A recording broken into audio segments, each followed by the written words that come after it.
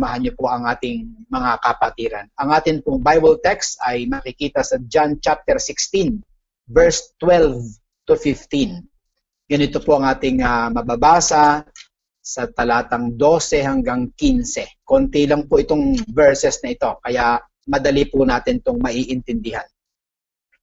Ang sabi ni Lord, I have much more to say to you. Marami pa akong sasabihin sa inyo. More than you can bear. Okay, na higit sa inyong kayang maintindihan. Marami pa akong sasabihin, sabi ni Lord. Verse 13, but when He, okay, the Spirit of truth, ang Espiritu ng katotohanan, comes, He will guide you into all the truth. Kapag siya'y dumating, gagabayan niya kayo sa lahat ng katotohanan. He will not speak on His own. Bakit? He will speak only what He hears. And He will tell you what is yet to come. Napakaganda po nung talatang iyon. At ang sabi pa ni Lord, He will glorify me because it is from me that He will receive what He will make known to you. Verse 15, all that belongs to the Father is mine. Grabe po yung closeness. All that belongs to the Father is mine. That is why I said the Holy Spirit will receive from me what He will make known to you. Okay po. So yan po ang mga salita po ng Diyos. Again, ang akin pong panalangin sa gabing ito, tayo po ay magamit na naman ng kataas-taasang Diyos para bumukal po sa bibig natin ang kanyang wisdom, ang kanyang knowledge, ang kanyang truth. At sana po, sa biyaya ng Diyos, hindi po ako magkamali, hindi ako sumobra, hindi ako magkulang. Sana nga po ay talagang dadaloy lang sa akin ang kanyang katotohanan kasi po talagang nakakatakot po ang magsalita ng salita ng Diyos kasi po hindi naman talaga ito libro ng sino man. Hindi ito libro ni Rizal. Okay. Ito po'y salita ng Diyos na naging written words, na naging libro. Yan po. At sana po ay talagang ipag-pray natin na as I speak, ang Holy Spirit naman na magbibigay sa atin ng wisdom ay maintindihan po natin. Ganito po ang gusto kong sabihin sa ating lahat. Kagabi ay nag-focus ho tayo sa ministry ng Holy Spirit sa labas. Okay? Ito nga po yung pagko-convict ni Holy Spirit sa sanlibutan, sa kanilang kasalanan, sa tinatawag na katwiran na kinikilala ng Diyos, at saka judgment kay Satan. So sa labas po yun. In opposite, ngayong gabi, ang ating pong pag-aaralan ay ang ministry naman ni Holy Spirit sa loob ng simbahan. So yan po. Kaya po hinati-hati ko po ito para talagang maintindihan po natin. Ngayong gabi, napaka-relevant ito sa atin. Dahil pag-uusapan po natin ang Holy Spirit, ang kanyang authority, ang kanyang function, ang kanyang job description sa loob po ng simbahan po natin. Kaya po, pakinggan po natin ito para yung church natin ay lumago ayon sa kalooban ng Diyos. At tayong mga miyembro ng iglesia, ng banal na iglesia, ay makakilos ayon sa gusto ng Holy Spirit. So ang aking pong tema ay pinamagatan ko po na Holy Spirit, Works and Limitation. Church should listen. Okay, Holy Spirit, may dash, tapos works. Ang works po, ang ibig sabihin ay ministry and limitation. Okay, colon, the church should listen. So kung kayo po ay miyembro ng Church ni Jesus Christ, anuman ang pangalan ng inyong denomination, pero alam mo na si Christ ang Panginoon mo and you're part of the local church ng Panginoon sa iba't ibang panig ng mundo, pakinggan po natin ito. At naniniwala po ako na kapag ito'y naintindihan po natin, magiging maayos tayong miyembro ng simbahan. Marami po kasing miyembro na magulo. Maraming miyembro ang simbahan ng Diyos na minsan mas mabait pa ho ang unbeliever. Nakakalungkot po yan, pero yan po'y totoo. Sa tagal ko pong nagpastor, talagang kung minsan, mas mabait pa ho ang tagalabas kaysa sa loob. At minsan hindi natin po maintindihan kung talaga bang ang taong ito ay may takot sa Diyos, ligtas ba talaga ito, biyahing langit ba talaga itong tao na to. Kaya po, ayoko lang humatol, ang Diyos naman ang humahatol, pero minsan sa totoo lang, ako po bilang pastor ng isang local church, ay talagang minsan napapailing na lang po ako. At ayoko humatol, ang Diyos ang hahatol, pero talagang ako'y nagdududa. Ayoko lang sabihin openly. Pero talagang minsan ay hindi mo na alam, parang may halo-halo na sa loob. Pero maliwanag po ang turo ng Bible, makikilala mo sila sa kanilang mga bunga. So yan po ang magiging tema ko tonight, Holy Spirit, Works and Limitation, Church Should Listen. Ano ang ating thesis question? What are the works and limitation of the Holy Spirit? Okay, so unahin po natin ang trabaho ng Holy Spirit sa ating simbahan. Ang aking pong talata ay verse 13. Ang sabi po ng 13, but when He, the Spirit of truth, comes, He will guide you into all the truth. So ang unang-una, mga kapatid, na trabaho ng Holy Spirit dito sa passage na napili po natin ay ganito. He guides us into all truth. Yan po. Gusto kong tingnan nyo ang salitang guides. Iga-guide niya tayo. Gagabayan niya tayo. Hindi lang isa kundi tayong lahat. Sino ang kanyang gagabayan? Ang church. Yan po ay nasa 13. Sa panahon na ito po ay parang application na sa ating panahon. Pero kung titingnan po natin yung passage na yon, ang tinutukoy po doon ni Lord ay ang kanyang mga disciples na kanyang iiwanan na eventually at i-arrest at papatayin at mabubuhay na maguli at pupunta sa langit, darating nga ang banal na espiritu para i-guide naman sila. So hindi po sila orphans. Bagamat wala na si Lord bilang visible Savior, pero merong kapalit. At ito nga ang trabaho ng kapalit. Kinaklarify na ni Lord ang trabaho ng kapalit. Alam niyo mga kapatid, sa talatang 12, may sinasabi si Lord, I have much more to say to you. Marami pa akong sasabihin sa inyo na mahirap niyong makuha, maintindihan o magets. Yan po, sa verse 12 po yan. Kaya mahalaga po ang pagdating ng banal na espiritu. So mga kapatiran, kapag pinag-usapan ng katotohanan, ang lahat ng katotohanan na may kinalaman sa deity ng Diyos, na may kinalaman sa kanyang mystery, may kinalaman sa kanyang mga turo, ang may mastery po, ayon kay Jesus Christ, ay ang Holy Spirit. Yan po ang kanyang papel. Kapag sinabi pala ng Bible na He guides us into all truth, ayon po sa isang commentator, ito daw po ang supernatural revelation of all truth by the Holy Spirit. Isa-isahin natin yon. Supernatural revelation. So mga kapatid, kapag nagbabasa ka ng libro sa isang library, yan po ay mga natural learning, natural knowledge, ginawa ng kung sino-sinong mathematician, philosophers, authors. Pero iba po ang Holy Spirit. Ang sabi po dito ay hindi natural, supernatural. Nakaka-bless na maintindihan po natin ito. Na meron tayong supernatural agent o Diyos na yun talaga ang trabaho, mag-reveal ng mga supernatural revelation. Yun talaga yung parang forte niya, yun ang kanyang mastery.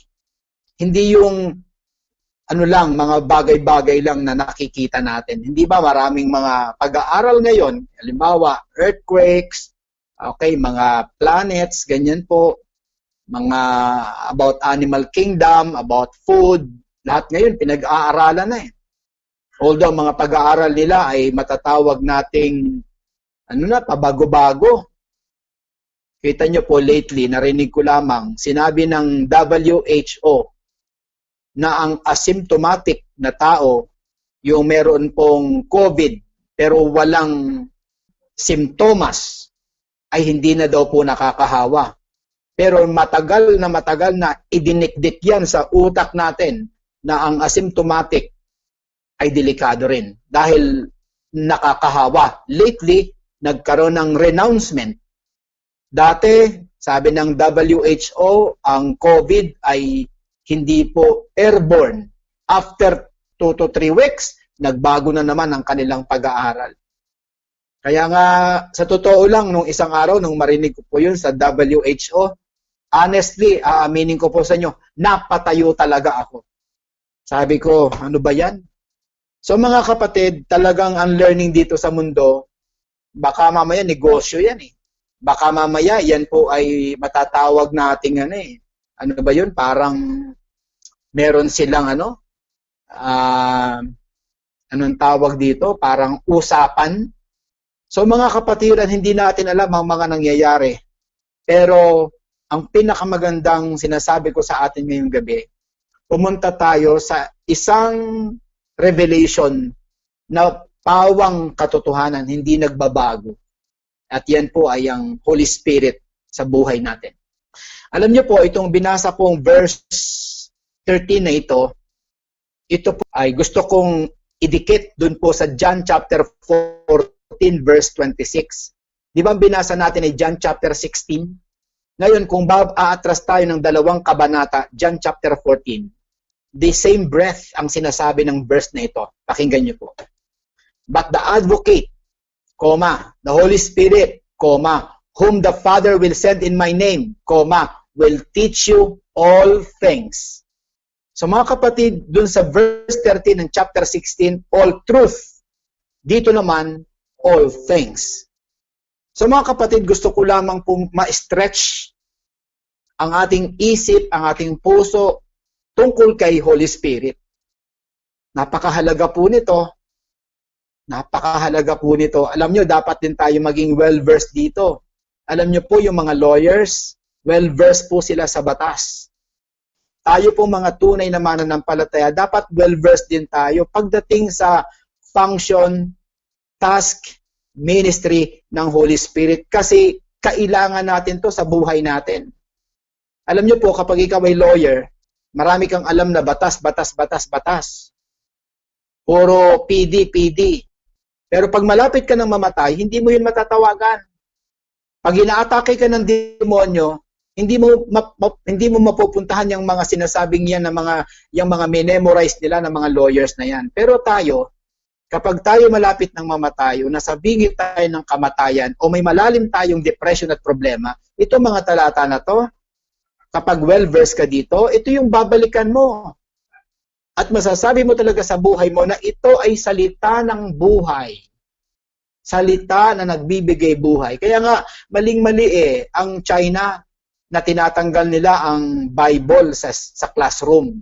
Buti nga sa Amerika, lately, ibinalik na po ang Bible sa mga eskwelahan. So mga kapatiran, itong ginagawa natin tonight, sa totoo lang, akala nyo nagsasayang tayo ng oras, na gabi-gabi nakikinig kayo ng words of God? Nako, you are in a big error. You are in a big error. Sa totoo lang mga kapatid, pagdating sa Book of Acts, basahin niyo po yung Book of Acts, araw-araw po silang nasa templo. Hindi po yan yung Wednesday prayer meeting, Sunday na fellowship, hindi po ganun sa Book of Acts. Basahin niyo po ang Bible, Acts chapter 2, Acts chapter 4, every day.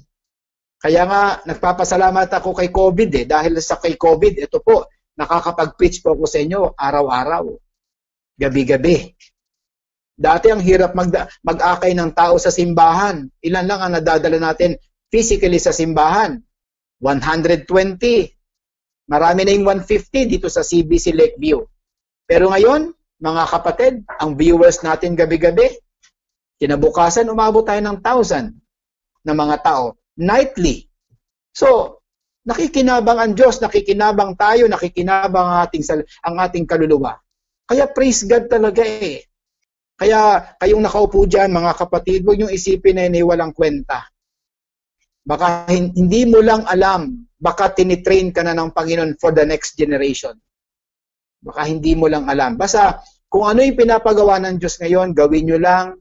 Basta't maging tapat lang kayo. At si Lord lang ang tingnan nyo, hindi nyo lang alam. Meron nang dinidevelop si Lord sa puso nyo. Who knows? God is making you a great leader. So mga kapatid, napakahalaga po nitong pinag-aaralan natin ito. Napakaklaro na po na ito na His work in the church is to guide us into all truth. Napakahalaga po nito.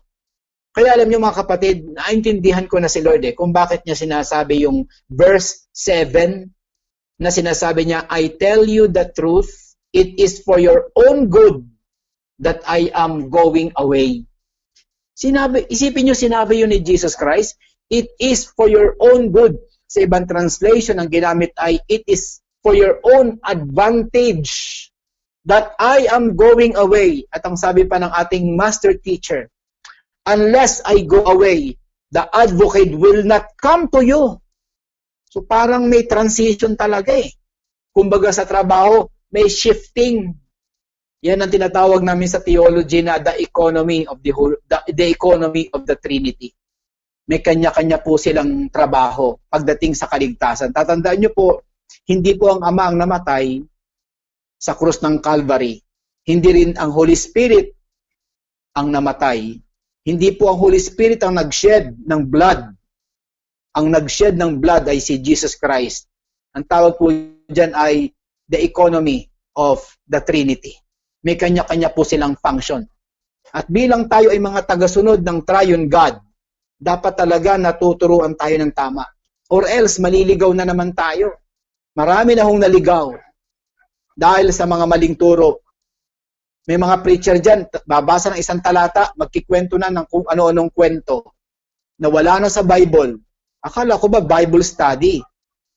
So mga kapatid, mapalad po kayo dyan, kayong nakaupo. Hindi po yan walang kwenta, yung ginagawa nyong iyan. Pangalawa po, sa under po ng His work in the church. Una, He guides us into all truth. Pangalawang trabaho niya sa simbahan natin, He will tell you what is yet to come. Makikita po natin yan sa 13. So hindi lamang pala niya tayo gagabayan sa lahat ng katotohanan.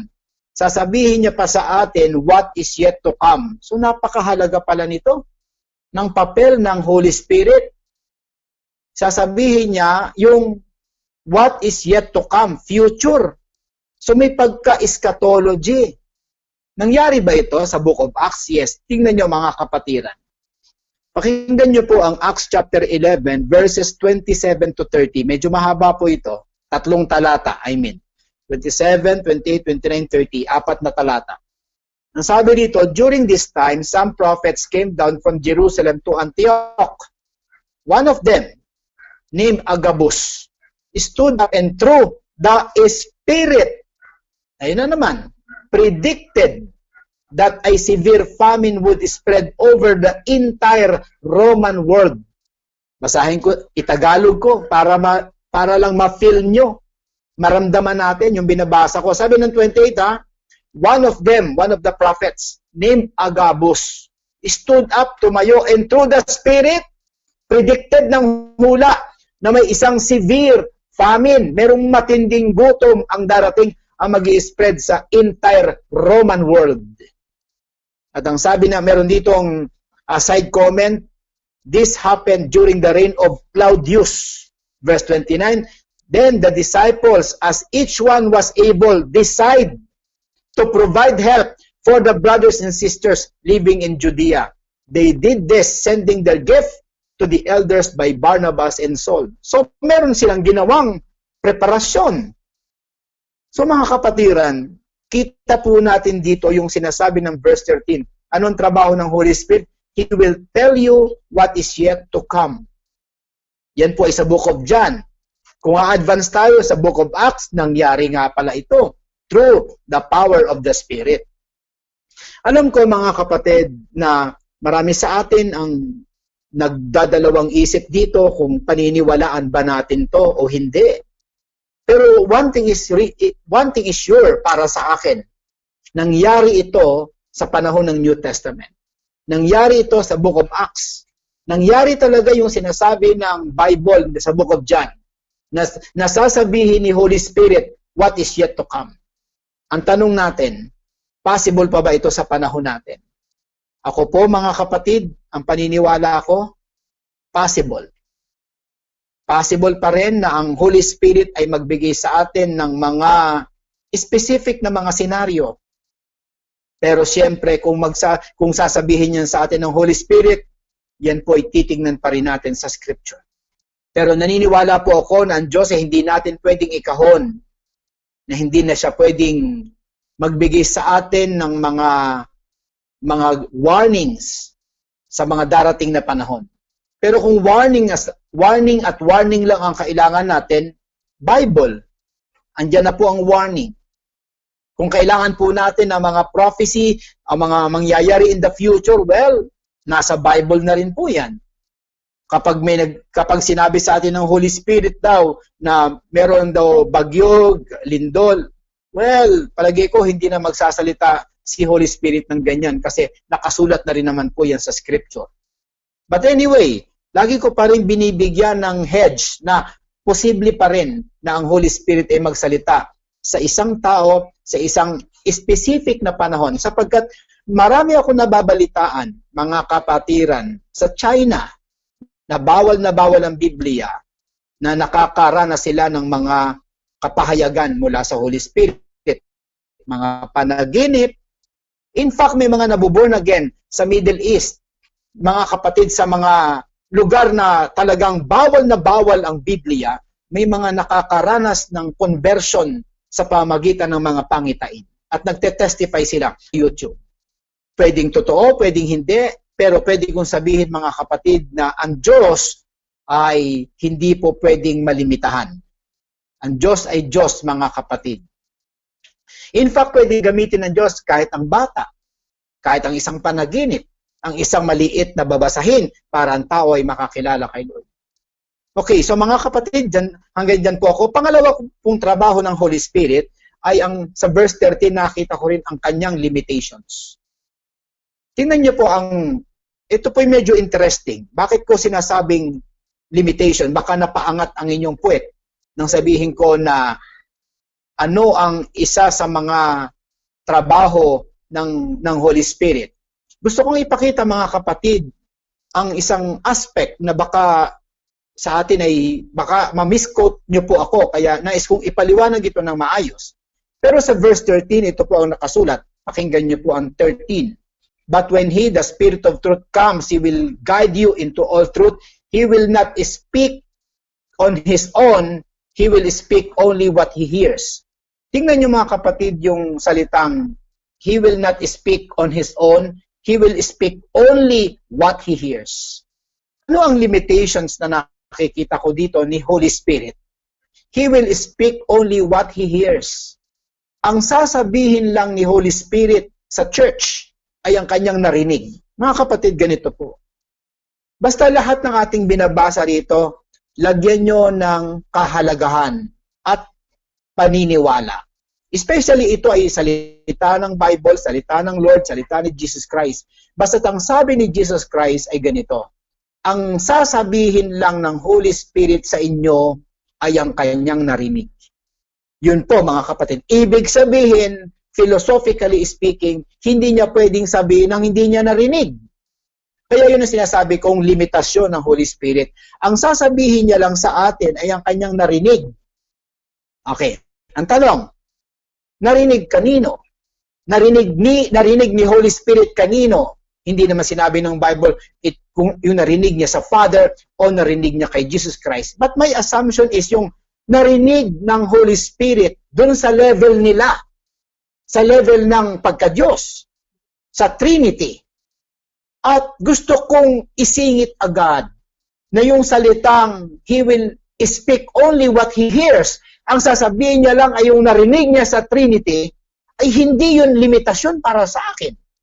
Kundi ipinapakita lang, mga kapatid, na ang Holy Spirit ay merong exposure sa Trinity. Meron siyang fellowship. Kasi mga kapatid, bakit ko sinasabing hindi ito nagko-connote ng limitation? What if I will post a question like this? Ito po yung question ko. What if they are together from eternity to eternity?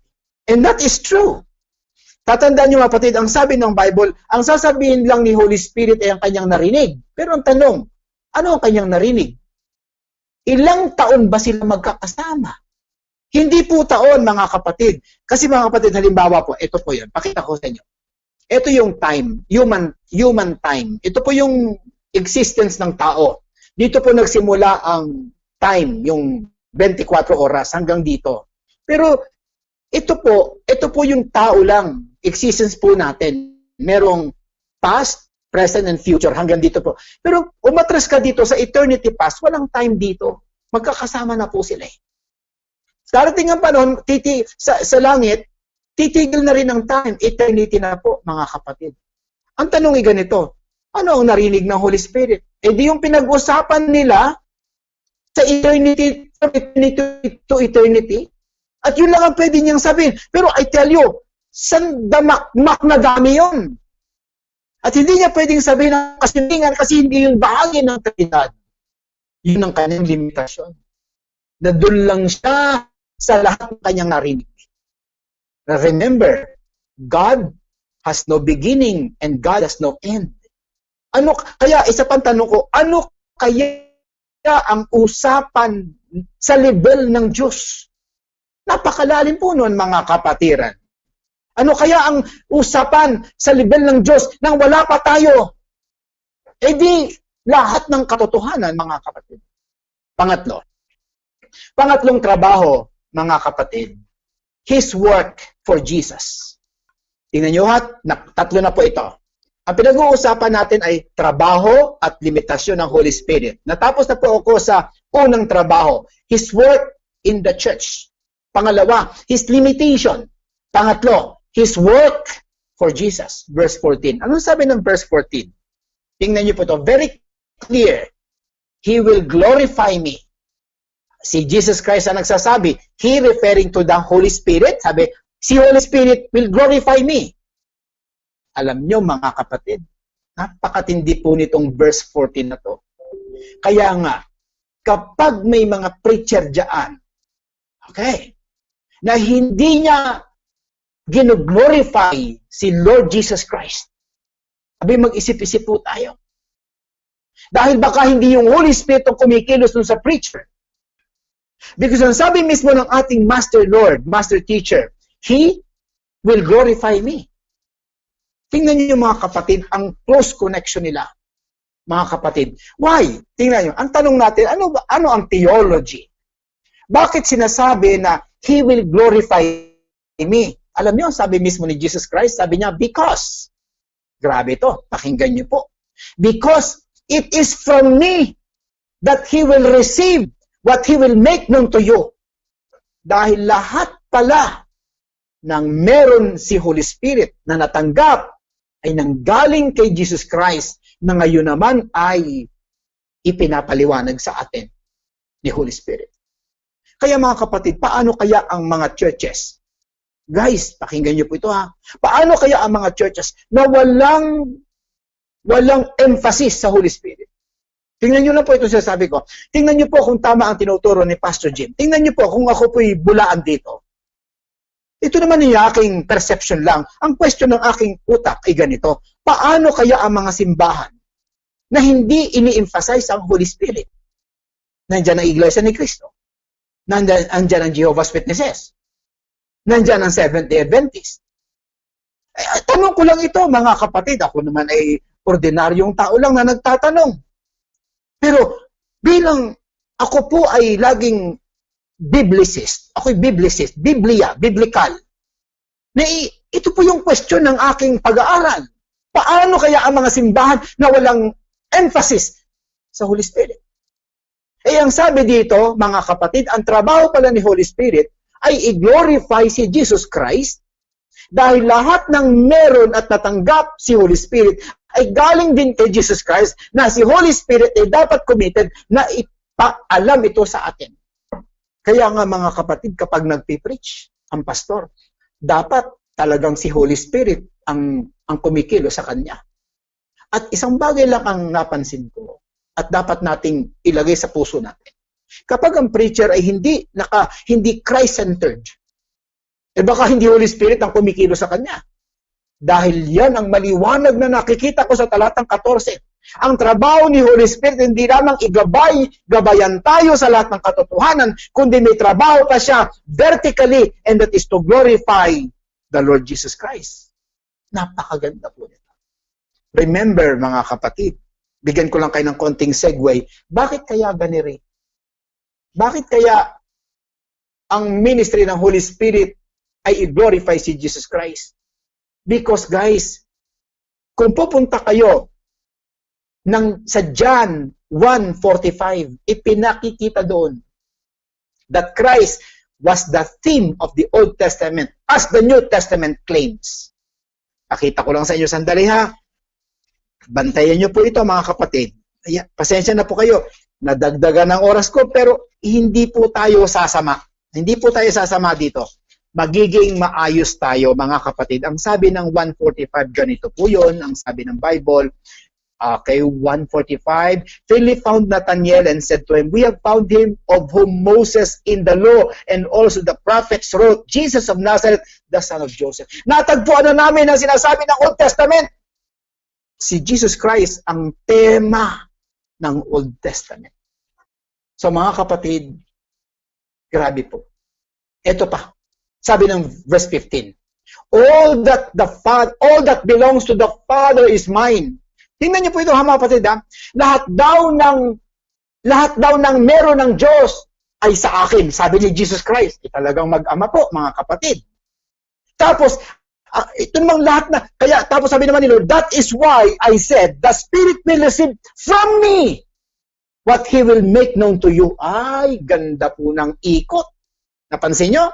Lahat ng meron ng ama sa anak. Parang physical din. Lahat ng akin sa anak ko. Lahat ng sa ama sa anak. Tapos lahat ng sa anak, ibibigay naman niya sa Holy Spirit. At si Holy Spirit naman ang magbibigay sa atin. Grabe. Paano kung walang Trinity? Paano kung ikaw ay kasama sa isang relihiyon na hindi naniniwala sa Trinity? Paano? Pastor Jim, wala naman yung word na Trinity. Wala nga yung word na Trinity. Ditanggalin natin yung word na Trinity. Pero naniniwala ako na may Ama, may Anak, may Holy Spirit. Tanggalin natin yung theological term na yan na inimbento lang ng tao. Pero ginagamit lang natin yan for the sake of convenience. Now, let's go to my summary. The works of the Holy Spirit need to be understood by the people of God. That's my summary. Totoo. Totoo, mga kapatid. Dahil alam nyo mga kapatiran, napaka-critical po nitong itinutulong ko sa inyo. Napaka-critical. Kaya sayang po kung may mga kapatiran tayong wala ngayong gabi. Dahil itong katotohanan ito mga kapatid, ang mag-envelope sa atin, ito yung talagang magtatali sa atin. The church should realize this so that they can move and act critically under this truth about the Holy Spirit. Tama! Dapat ma-realize natin to para tayo makakilos ng tama sa ilalim ng katotohanan ito tungkol sa Holy Spirit. We should never depart from this truth and make sure that we abide in it. We are Trinitarian. Hardcore Trinitarian tayo. Batay sa Biblia. On the other hand, the church work will become lighter because of the sure ministries or tasks delegated to the Holy Spirit. In this way, the church will become powerful and effective as long as she walks according to the leading of the Holy Spirit. Yun ang pinagmamalaki ko mga kapatid. Yun ang gusto kong ma-master natin. Hindi na po ako magtatagal. Ang proposition ko po, let us experience this truth. We need to enter into the door of the kingdom. We need Jesus Christ. Sa lahat ng nakinig sa akin, gusto nyong maranasan ng Holy Spirit sa buhay nyo, okay yan. Pero ang first step, pasok ka sa gate. Pasok ka sa pinto, sa pultahan. Walang iba kundi si Hesus Kristo. Yan ang unang step kung tatanungin niyo po ako. Number 1 po yan. And then, after that, makakasumpong ka na ng koral, lahat ng ito ay maiintindihan na natin. Number 2, let us learn the task of the Holy Spirit in our life in order to enjoy our spiritual life. Sana'y matutunan natin ang trabaho ng Holy Spirit in our life para mag-enjoy tayo spiritually. Or else, mahihirapan po tayo. Learn and enjoy His guidance. Yun pala trabaho pala ng Holy Spirit yung i-guide tayo So, bago lumabas ng bahay, tingala, bago matulog, tumingin naman sa Holy Spirit. Pag magbabasa ng Bible, andun ang ating mga mata sa Lord. Pag nagbabasa kayo ng Bible, hindi po yan puro utak. Talaga, nako mga kapatid, sa aking karanasan, ako po'y nagpipreach ng Bible sa loob ng 3 dekada. Napakahalaga po ng pananaw na to. Napakahalaga po nito. Listen to His voice. The last but not the least, empower others by sharing and preaching this truth. Okay? So mga kapatiran, empower natin ang iba. Ngayong gabi, salamat sa mga nag-watch party, sa mga nakinig sa watch party na pinaunlakan nyo ang invitation ng mga Christians. Dahil dito na-i-empower kayo. Dahil na-share namin sa inyo at naipapangaral ang katotohanan ito. Paano kung wala ka nito? Paano kung hindi mo ito narinig? Paano kung hindi mo ito naintindihan? Mamumuhay ka mag-isa. Magiging mechanical ang buhay mo. Kailangan mo ang aspect na ito, mga kapatid. So, salamat sa Diyos. Salamat sa Diyos. Salamat sa Panginoon. Tayo po ay manalangin sa ating pagtatapos. Heavenly Father, salamat ho ng marami dahil minsan pa ginamit nyo ang inyong napakaliit na lingkod para sabihin ang malalaking bagay. Holy Spirit, Lord, Jesus, Ama, kung ako'y nagkulang, bahala na po kayong magpuno. Kung ako'y sumobra, bahala na kayong magtabas. Kung ako'y kinapos, bahala na po kayo. Basta Lord, lahat ng sinabi kong ito, kayo na rin po ang magkakamada nito sa utak at sa isip at sa puso at sa espiritu ng lahat ng nakinig ngayong gabi. Kayo ang mag-aayos kasi iba-iba ho ang level nila. Pero Lord, sa inyo na po ako umaasa. Bahala na kayo sa inyong simbahan. Anyway, kilala nyo ang bawat isa, Lord. Salamat sa gabing ito. Mga kapatiran, sumaatin ang Ama, ang Anak, at ang Banal na Espiritu. God bless you all in Jesus' name. Amen and amen. Praise God. Amen. Salamat po kay Lord. Nakatapos na naman po tayo mga kapatid sa gabing ito. Alam niyo po pag ako nakakatapos mag-preach para po pagod na pagod para ako nanggaling sa 4 na sulok ng sanlibutan. Ay naku mga kapatid. Ito nakaabang na naman sa akin yung sofa. Pagkatapos ito plakda na naman ako mga kapatid. Pero syempre merong joy. Amen. So good night mga kapatid. Good night, good night. Bukas pong muli. Mga kapatid, kung buhay pa ho tayo. Amen po. God bless po.